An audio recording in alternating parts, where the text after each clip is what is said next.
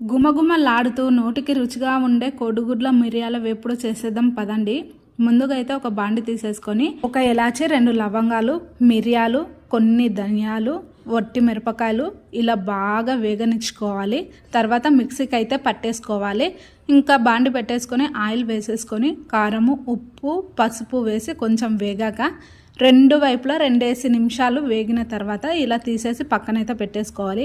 అదే బాండీలో మళ్ళీ ఆయిల్ వేసేసి ఆనియన్స్ కూడా వేసిన తర్వాత ప్లేట్ మూసుకొని ఒక 10 నిమిషాలు వేగిన తర్వాత కరివేపాకు వేసి అల్లం పచ్చి వాసన పోయే వరకు వేయించుకొని నూనె తేలే వరకు, తర్వాత టమాటా వేసి కొంచెం ఉప్పు వేసి వాటర్ కూడా వేసేసి మిక్సీ పట్టేసుకున్నాం కదా దానిని కూడా వేసేసుకొని కొంచెం కారం వేసేసుకొని బాగా మగ్గిన తర్వాత ముందుగా వేయించి పెట్టుకున్న కోడిగుడ్లను కూడా వేసి ఆఖరిన కొంచెం కొత్తిమీర చల్లుకొని తింటే ఉంటుందండి గుడ్ల మిరియాల వేపుడు. సూపర్. వీడియో నచ్చదా? లైక్